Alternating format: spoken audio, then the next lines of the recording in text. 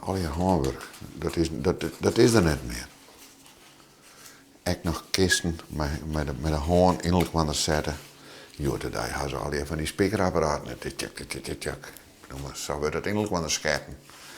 Maar nee, dat gebeurt alleen met schroefjes. 122 jaar Halbersma Grauw. En dat het dus definitief gebeurd is aanst. Onvoorstelbaar, hele harde klap. Moe stil in de kantine. Ja.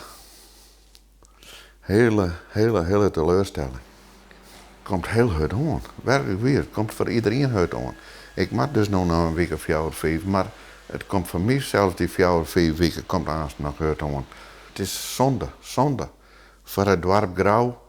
Ik bedoel, maar Halbersma had er altijd grote betjutting gehad. Op verenigingsgebied, op cultureel gebied. Halbersma stond altijd klaar als er wat gebeuren moest. In het dorp, financieel, om de dingen te sponsoren.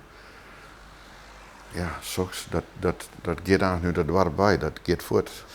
Het is niet alleen nog pallets, maar er ben ik kisten, riappelkisten, fruitkisten, sierboxen, wortelkisten.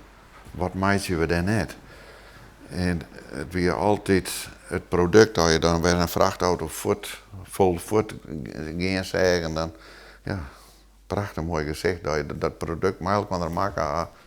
Nou, dat is uw productiehal. Daar komen dus de pallets die komen dan naar boeten erin via een kettingbaan.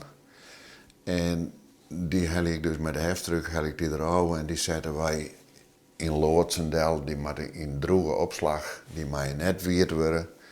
En dan worden ze klaarzet voor transport. Jongens waar je nu nog mee werken gaan, die sjoest aanst net werk. Ik bedoel, maar als je nou aanst ophouden en dan mij een week of 4 of 5 zei van, ach, ik wil nog correct even bij die jongens wezen. Ik bedoel, maar die ben er aanst net meer. Die werken op die oude vestigingen. Nee, de collega's die zie ik aanst feitelijk net weg. Het wordt al je ruddelijk van de lutsen. Dat is zonde. Ander boek goed gevuld staat er nog. Hè? Maar dat hoort er dus net meer in van Grauw. Daar binnen de ouders aan gebeurd. Heel jammer.